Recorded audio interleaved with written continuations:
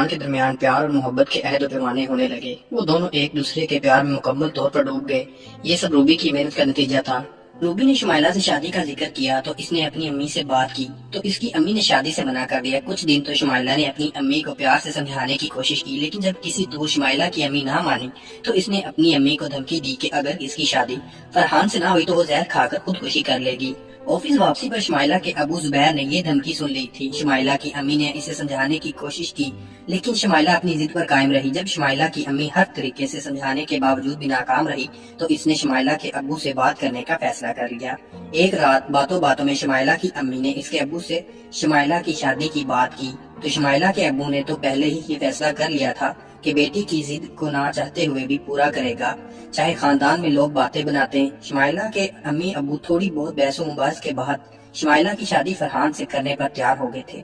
چند مہینوں بعد ہی شمائلہ اور فرحان رشتہ ازدواج میں منسلک ہو گئے اور آج فرحان اور شمائلہ کی سہاگ رات تھی۔ فرحان جب کمرے کی کنڈی لگا کر سہاگ کی سٹیج پر آیا تو شمائلہ گھونگھٹ نکالے سکڑی سمٹی سی بیٹھی تھی۔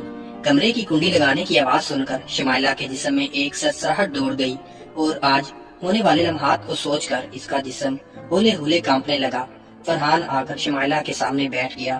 اندر سے وہ بھی گھبرایا ہوا تھا، لیکن وہ جانتا تھا کہ اس رات مرد کا پراعتماد ہونا ضروری ہے، اس لیے اس نے ہمت کرتے ہوئے شمائلہ کا گھونگھٹ اٹھایا۔ شمائلہ ایک پرکشش چہرے کی مالک تھی، اوپر سے اس پر روب بھی بہت آیا ہوا تھا۔ فرحان کی اس چہرے پر نظر پڑی تو بے ساختہ اس کے منہ سے آہ نکلا تو شمائلہ مزید شرما گئی اور اس کی گال مزید سرخ ہو گئے۔ فرحان نے اس کے جسم کی تعریف کی اور منہ دکھائی میں انگوٹھی پہنائی۔ پہلے تو شمائلہ بول ہی نہیں رہی تھی، لیکن فرحان نے آہستہ آہستہ اس کی جھجک کم کر دی تو شمائلہ اس کی باتوں کا تھوڑا بہت جواب دینے لگی۔ سیکس کی طرف پہلا قدم بڑھاتے ہوئے فرحان نے باتوں باتوں میں اپنا پر رکھا اور آہستہ آہستہ اس کی ران پر ہاتھ پھیرنا شروع کر دیا، جس پر شمائلہ کی سانسیں تیز ہو گئی اور شمائلہ نے فرحان کا ہاتھ ہٹانے کی کوشش کی۔ فرحان نے مزید پیشی قدمی کرتے ہوئے اپنے ہاتھ اس کی گالوں پر رکھے اور اسے اپنی طرف کھینچتے ہوئے اپنے ہونٹ شمائلہ کے ہونٹوں پر رکھ دیے۔ اس کے ہونٹ چومنے لگا۔ چند ہی سیکنڈز کے بعد شمائلہ کی سانسیں ایسے پھول گئی جیسے وہ میلوں بھاگتی آئی ہو۔ اس نے اپنے ہونٹ فرحان کے ہونٹوں سے علیحدہ کیے اور تیز تیز سانسیں لینے لگی۔ فرحان کا لنک مکمل طور پر تن چکا تھا اور اس نے بے صبری کا مظاہرہ کرتے ہوئے شمائلہ کے کپڑے اتارنے چاہے تو شمائلہ نے پہلے لائٹ بند کرنے کا کہا تو فرحان نے اٹھ کر لائٹ بند کر دی۔ اب کمرے میں مکمل اندھیرا تھا۔ شمائلہ نے لہنگا وغیرہ روبی کے کہنے پر فرحان کے آنے سے پہلے ہی بدل لیا تھا اور وہ سرخ رنگ کی شلوار قمیض میں ملوث تھی۔ فرحان نے بیڈ پر جاتے ہی سب سے پہلے شمائلہ کے کپڑے اتارنے شروع کیے۔ سب سے پہلے فرحان نے شمائلہ کی قمیض اتاری اور اس کی مسمی پر ہاتھ رکھ دیا۔ شمائلہ تو تھی ہی دبلی پتلی، لیکن اس کی چھاتی بہت جاندار تھی۔ فرحان نے شمائلہ کا ریزر اوپر کیا اور اس کی مسمی کو دبانے لگا۔ شمائلہ کے چھوٹے چھوٹے نپل بھی کھڑے ہوئے تھے۔ فرحان نے 1-2 منٹ کے شمائلہ کے نپل پر ہاتھ پھیرا اور انہیں دبایا اور پھر شمائلہ کی ایک مسمی منہ میں بھر کر چوسنے لگا۔ فرحان کی کوشش تھی کہ شمائلہ کا سارا رس منہ میں بھر لے، لیکن چھاتی بھاری ہونے کی وجہ سے ایسا نہ ہو سکا۔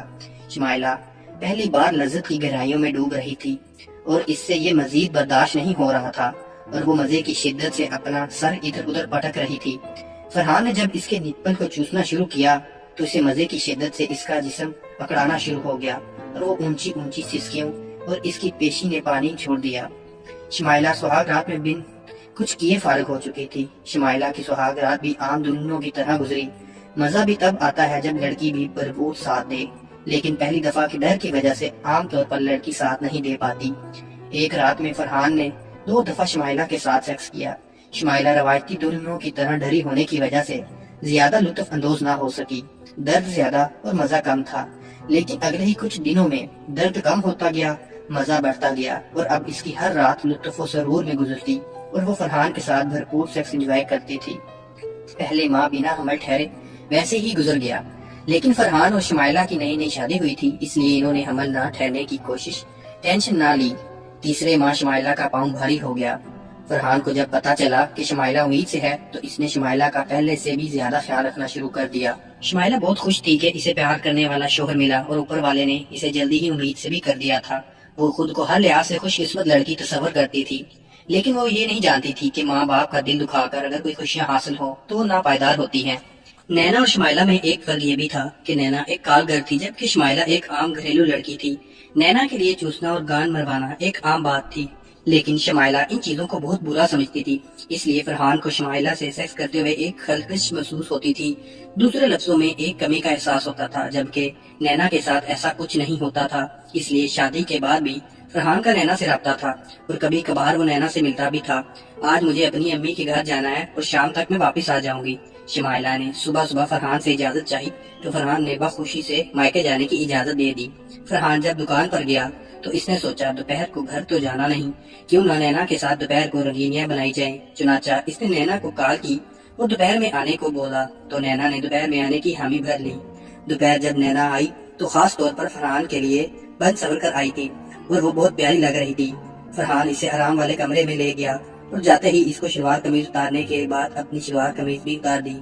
वो खुद अलिफ नंगा था जबकि नैना रेजर और पैंटी में थी। फरहान ने नैना की पैंटी और रेजर भी उतार दिया। नैना को इसने बेड पर लेटाया और खुद इसके ऊपर आ गया। फरहान का लिंक पूरे जोश के साथ खड़ा था। वो नैना की गहराई में उतरने के लिए मुकम्मल तौर पर तैयार था। फरहान ने अपना लिंक नैना के सुराख पर सेट किया तो नैना फरहान से, आज तो बहुत जोश में नजर आ रहे हो, तुमसे मुलाकात बहुत दिनों बाद हो रही है और ऊपर से तुम बहुत प्यारी लग रही हो, इसलिए मुझसे सब्र नहीं हो रहा। ये कहते हुए फरहान ने आहिस्तगी से अपना लिंक नैना की दही में डाल दिया। नैना की दही बिल्कुल खुश्क थी। फरहान ने अपना लिंक 2-3 दफा अंदर बाहर किया और आगे से नैना की छाती मुंह में लेकर इसकी निप्पल चूसने और चूमने लगा, जिससे नैना की दही में थोड़ा सा गीलापन आना शुरू हो गया और फिर तेजी से लिंक को अंदर बाहर करना शुरू कर दिया, जिससे नैना को भी लुत्फ आने लगा, जिसका सबूत इसके मुंह से निकलने वाली सिस्कारियां थी। नैना के मुंह से लज्जत अमेज सिस्कारियां सुनकर फरहान की स्पीड और तेज हो गई। नैना एक काल गर्ल थी। वो मर्दों की नफासत से अच्छी तरह वाकिफ थी। वो जानती थी कि मर्द को ज़हनी तस्कीन तब हासिल होती है जब इसके मर्दानगी का इतराफ औरत करे और औरत की चीखें मर्द की ज़हनी सुकून पहुंचाती हैं। नैना फरहान के पास पैसों के लिए नहीं बल्कि स्टोरी अच्छी लगी तो चैनल को लाइक और सब्सक्राइब करें। स्टोरी का बकिया हिस्सा अगली वीडियो में अपलोड कर दिया जाएगा।